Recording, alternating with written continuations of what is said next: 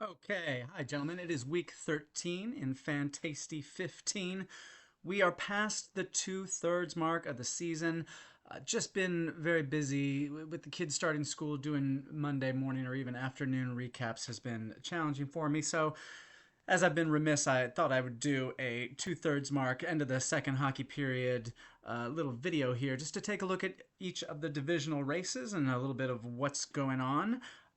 We've got 3 weeks of round robin left, so the Tyreek division is playing the Steph division, and the Harden division is playing the Danny Green division for this week and the next two, and then 3 weeks of divisional battles to end the season. And the trade deadline comes in 1 week. Today's the 19th. It's on the 27th is the deadline. Trades are down this year, but we'll see what's happened. We've just had Mark with the Gigawatts doing a bunch of house cleaning. So yeah, let's take a look at some stuff here. Now I'm gonna put this on YouTube just so that a lot of people can look at it, but it's just gonna be me looking at my screen, so you might not need to. You can put it on the background and listen to it is what I'm saying. Great. Cool.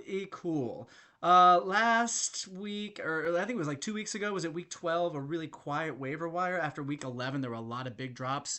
Lots of folks who had been on rosters the whole season getting dropped. So there's a nice shuffling up going on. But then last couple weeks, a bit of a quiet waiver wire. I just did want to point this out. If I can take a look, I saw this coming. So after Josh. Fury of Josh Starks dropped Evan Mobley. Then I saw this happening with. I was like, oh, there's Popovich making a single drop, dropping Daniel the Is, and then a few hours later, Jordan dropping Dennis Smith, making a single drop, clearing up that space, and then sure enough. And I was making moves here too, and getting rid of Derek Jones. Holy shit, Marvin Bagley? You picked up Marvin Bagley? Why would you do that? Anyway, sure enough, Evan Mobley is going to get stashed by Jordan, not by the winery, not by Popovich. Okay, great. So I just thought I'd point that out. That was a fun little thing that I saw coming.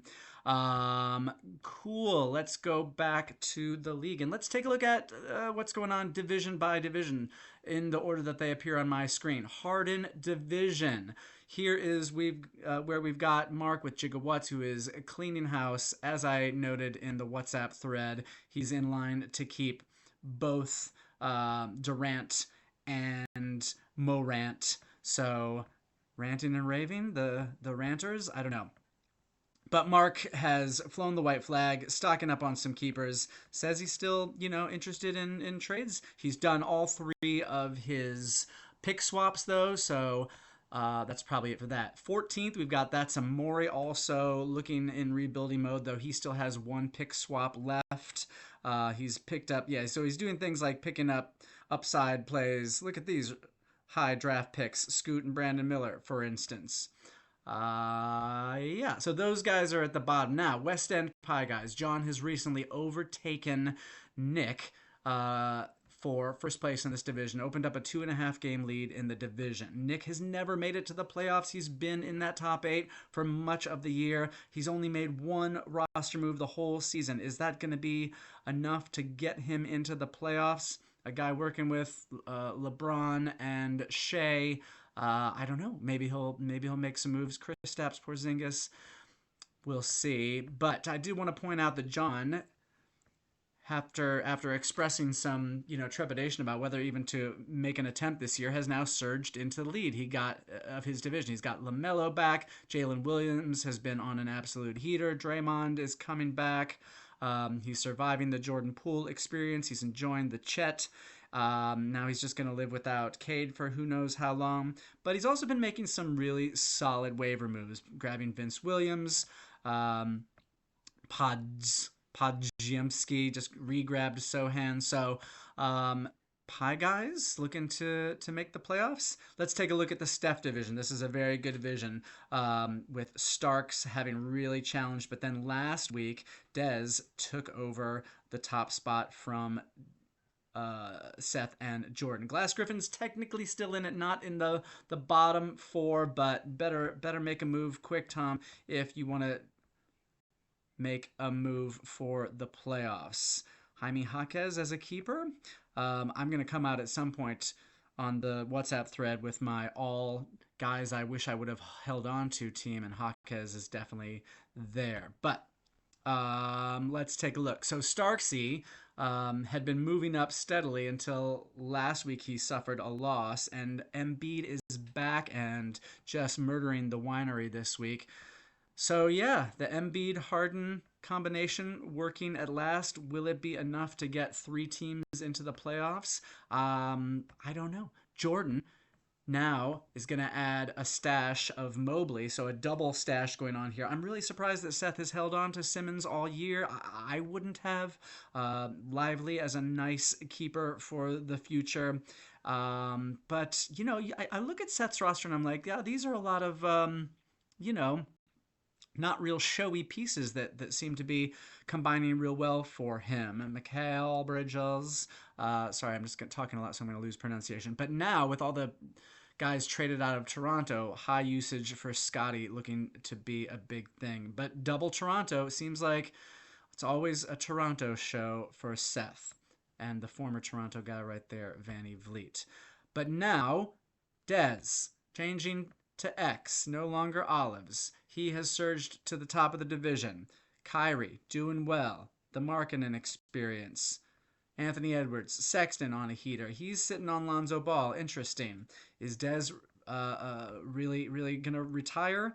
Or is this a Jay-Z retirement threat? I don't know. He just traded for somebody's, for one of Mark's draft picks. So we shall see. We shall see.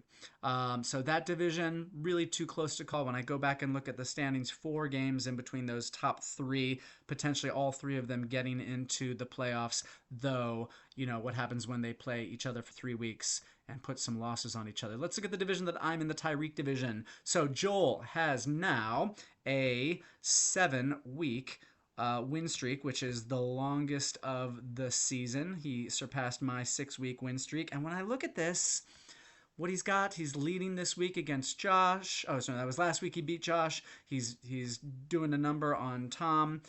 Then he's got Seth and Dez and me. But just looking at his lineup, is there anything in the way of him running the table and just winning everything on the way to a 13-game win streak to close out the season, which would tie the league record? I'm not trying to jinx him. I'm just saying it is a possibility. And when you look at this lineup, when you look at this roster, it's a lot of yikes. There's just top to bottom, very strong. I mean, obviously Halliburton is going to come back earlier than was originally expected. Sitting on DeAndre Hunter. What's DeAndre Hunter? What are they calling him? 190th, yeah. You know, Isaiah Joe as a streamer, Batum as a streamer, keeping Shaden Sharp as a keeper, might be, you know, one of his worst players. This lineup is just crazy. What's Siakam going to do combined with Halliburton, Şengün, Dame? Like, wow, just really frightening. I didn't even say the name Tyrese Maxey. Then myself. I'm not going to go too deep into analyzing myself because I live it every day. Yeah, wow, what's going on? There's a lot of underperforming fellas on this team, and yet we stay in the top 2. Garland coming back soon. The jaw got unwired, and then Anthony Davis has been my absolute MVP this year, 12th pick, and he's staying on the court. So let's see whether I can get past the first round of the playoffs. I'm going to make the playoffs. Dickman Park. Okay, so James, yeah, I wanted to talk about him because he was on this steady climb. He's gotten up to, 11th? The record just under 500 after just a really bad start.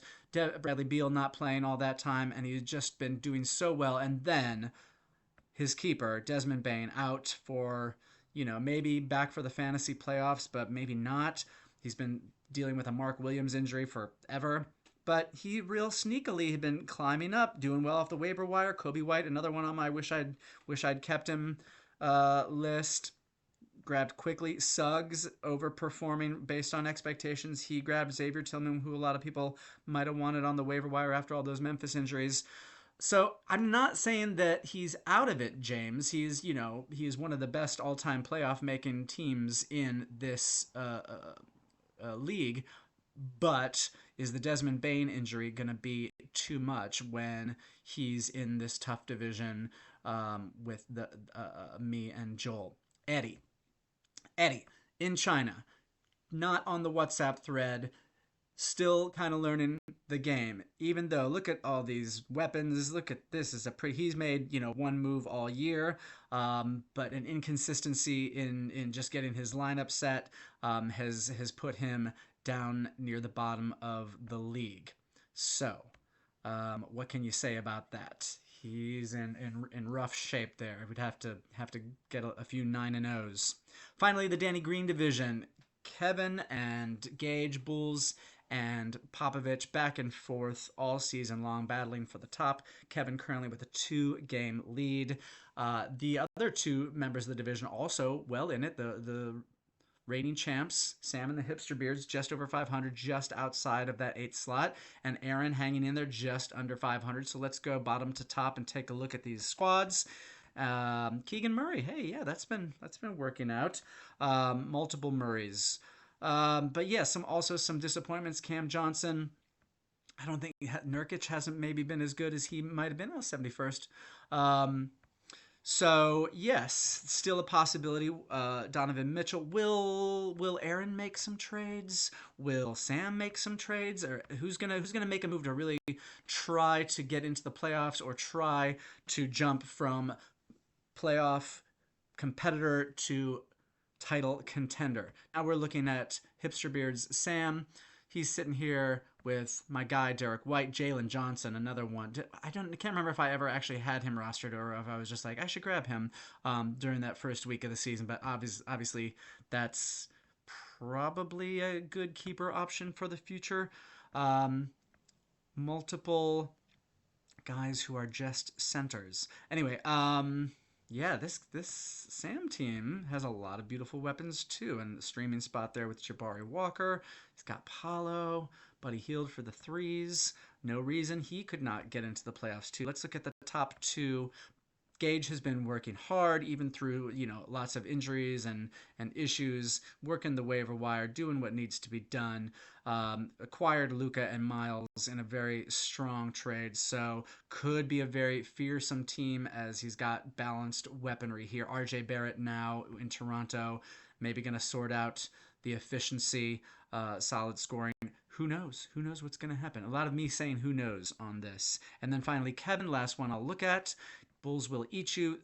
Currently sitting third in the league. I mean, listen, I've got injury problems. No reason he can't pass me. He's only a handful of games back to get that number 2 seed. But also a lot of Spencer Dinwiddie. Reggie. I mean, yes, he's got the streaming going on. Good job. You got Jonte Porter. That's looking decent so far. Giannis in and out of the lineup.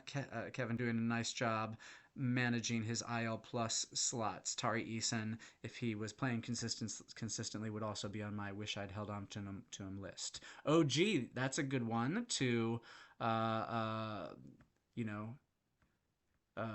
have improve after the trade. So there you go. What else do I have to say? I talked about the coming trade deadline in just 1 week, in week 14. Here's the current scores on this Friday afternoon in London. Matchups coming next week as we do our Tyreek versus Steph, Harden versus Danny Green, divisional round robins. Anything I'm looking forward to next week, Giddy Jordan should be fun. Bulls, Pie Guys, that's a good one as well. All right, gang, that's it. Smash that subscribe. I'm just kidding. All right, that's it. Let me see how to stop this.